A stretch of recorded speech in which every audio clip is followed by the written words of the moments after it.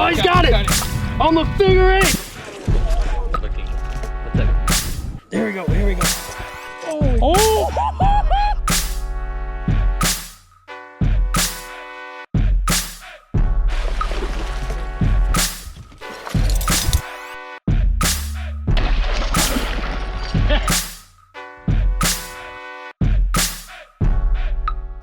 Alrighty guys, welcome to the Big Bass Dreams channel.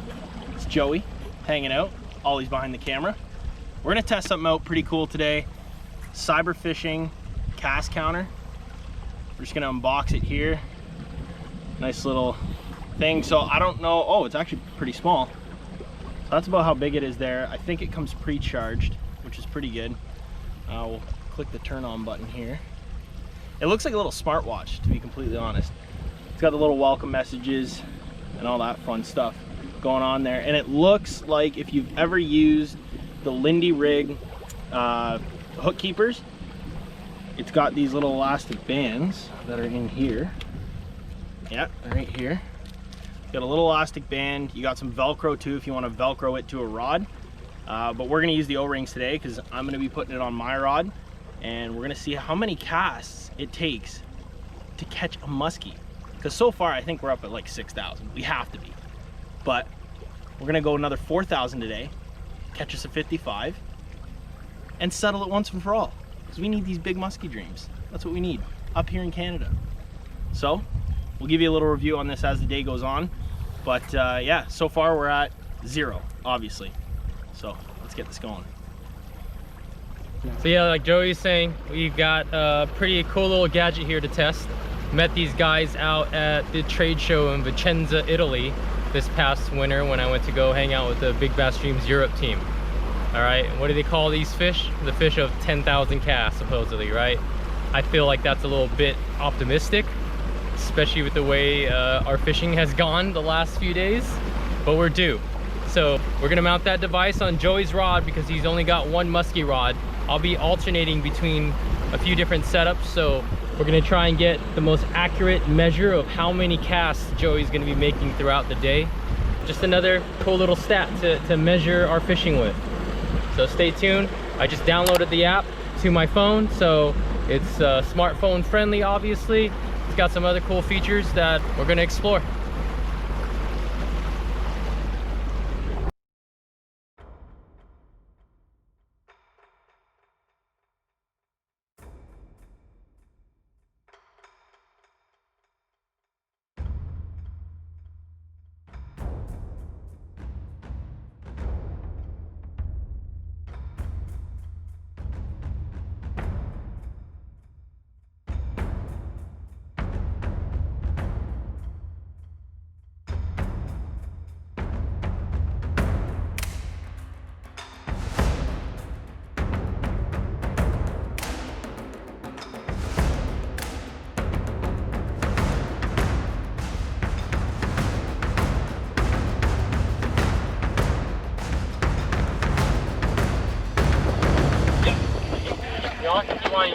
Keep on, yeah, I got you. Here I come, here I come. Nope. Oh, get my drag off. Get my drag off. I went to go loosen up and I couldn't get it.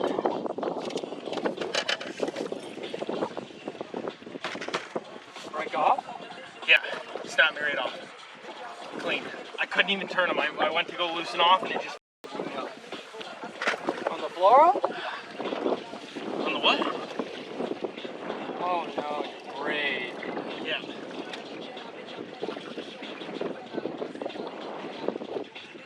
What is it, 65?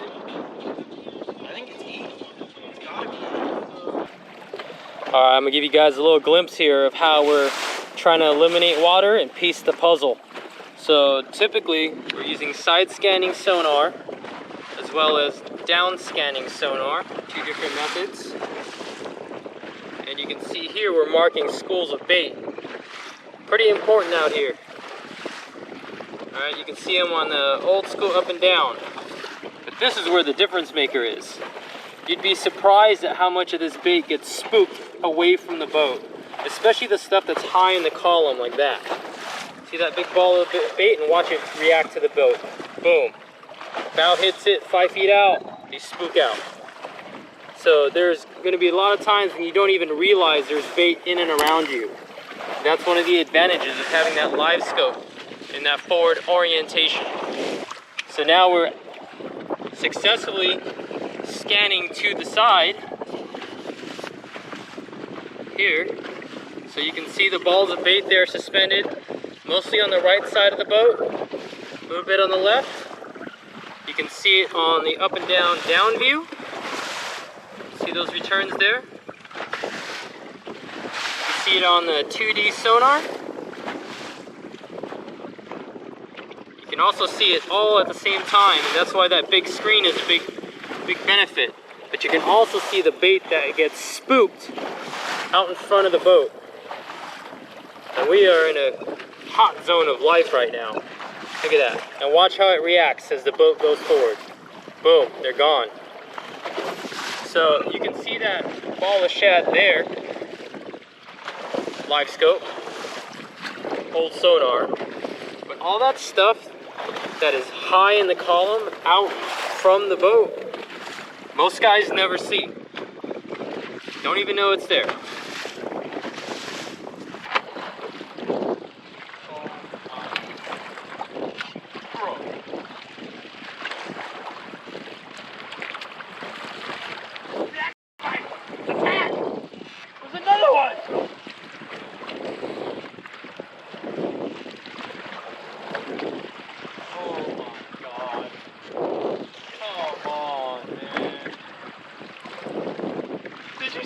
Dude, I'm like, my mouth is open the whole time. I'm holding my breath.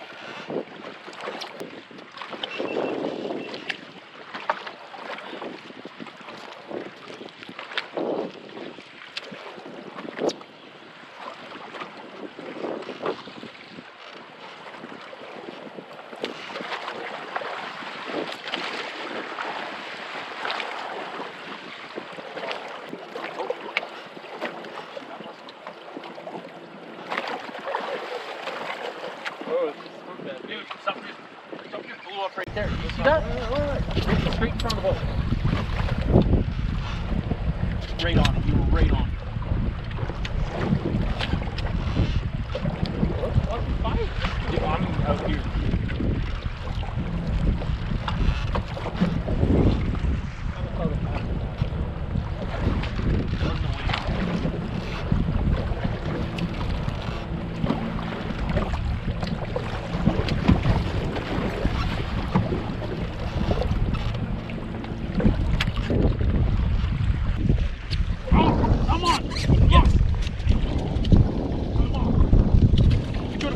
Okay.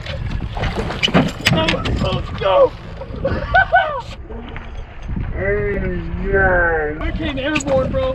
Okay, ready? Oh, it just died. Don't worry about it. Fish. Okay, get on the back side. Yep. That was crazy! Ah!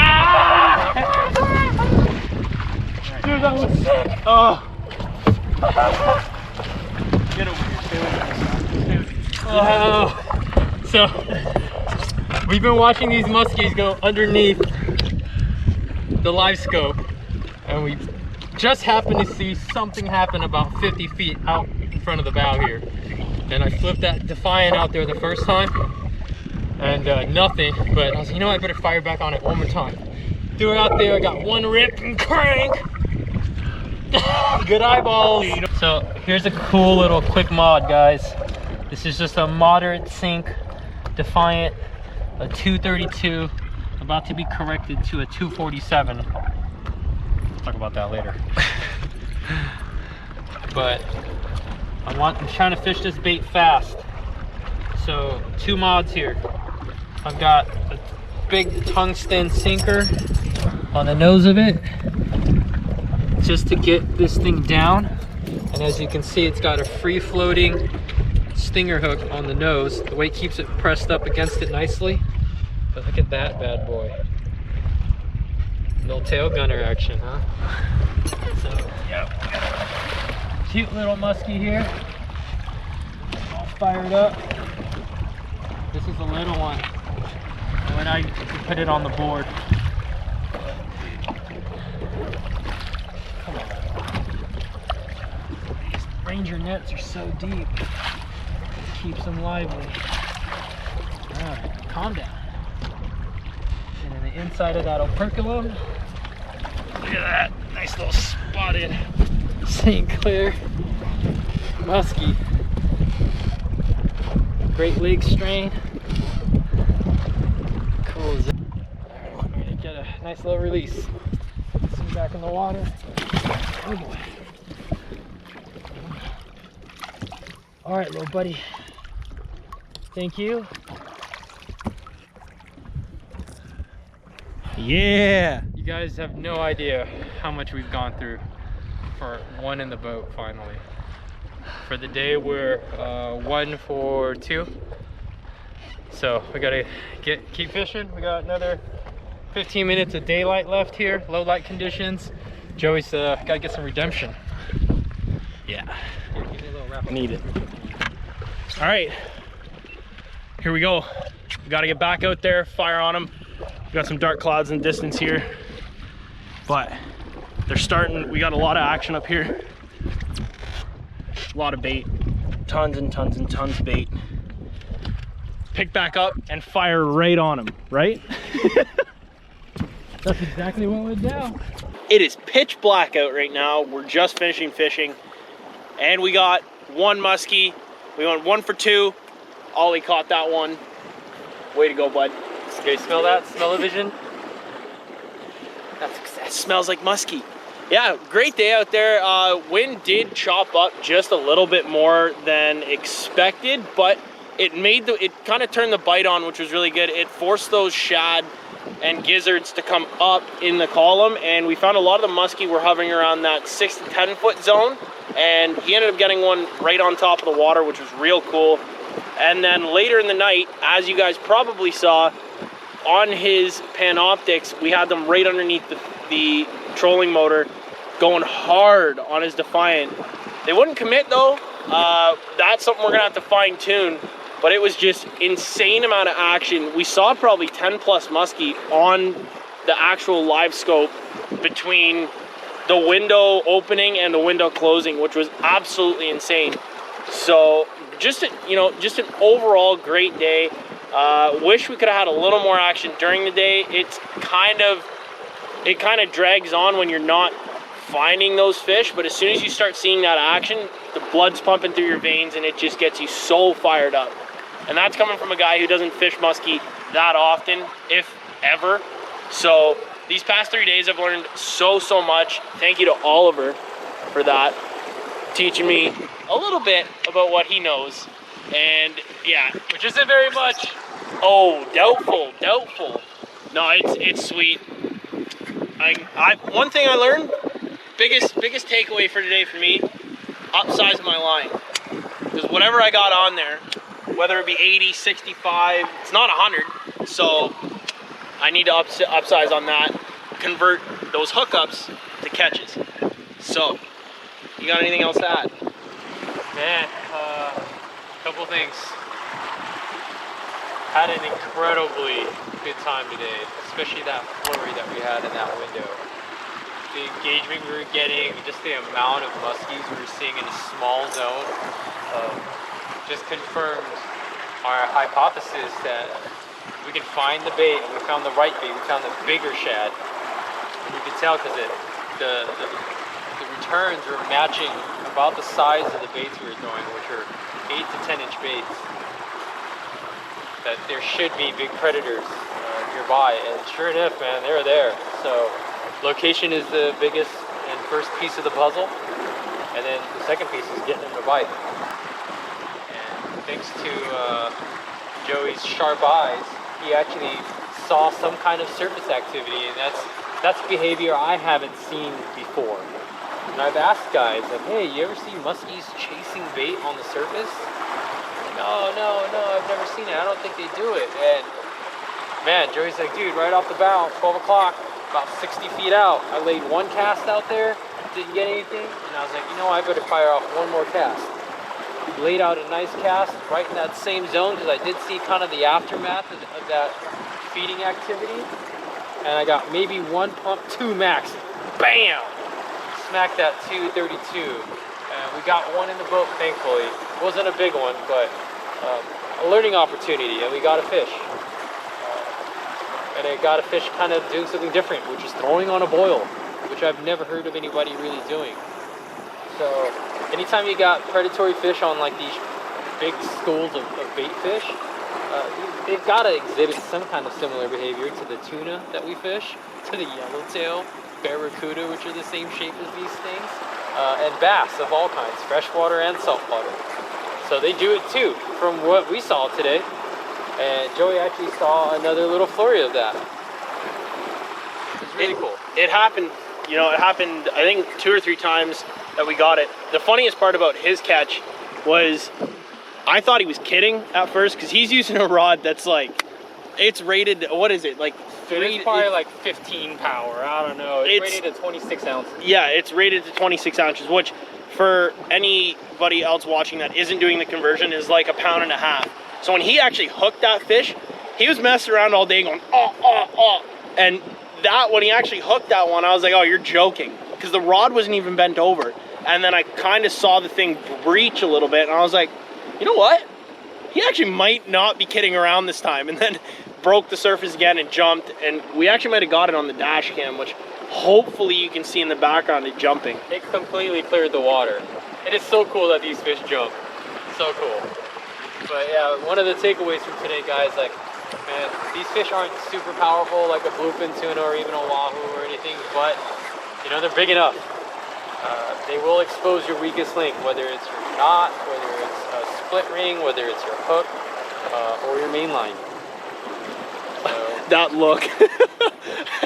Yeah, so we're gonna regroup. We got a little bit of a window tomorrow morning, I think, with the weather. Maybe.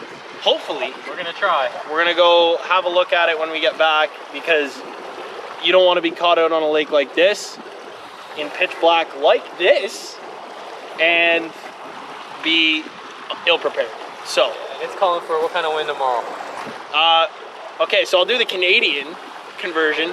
We're calling 20 kilometers gusting 41, or 25 gusting 41 kilometers. At 5 a.m. At 5 in the morning, and then at 8 it ramps back up. I think it goes to like 28, 29 to 44 gusts, 41 gusts. For the Americans out there, that's what conversion? We did it. It's like 10 mile an hour to 24. 13 to like 20, and then it picks up like at 9 o'clock. Like really picks up to like 25 to 40. So we're gonna try and get back on top of those fish.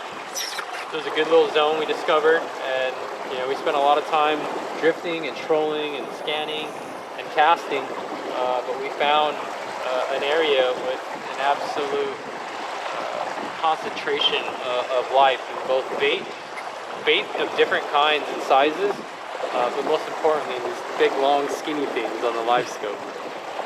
We got a nice low light window tonight, and that definitely helped us. Fortunately, you know, we'll never know how big Joey's fish was, but it could have been one of the bigger ones too. Those fish are out here, man. They're mixed in, especially when you're all feeding on pelagic shad like that. Take it easy. How do you say bye in Canada? I say take it easy. See you later, bud. Take it easy. See you later, bud. Awesome.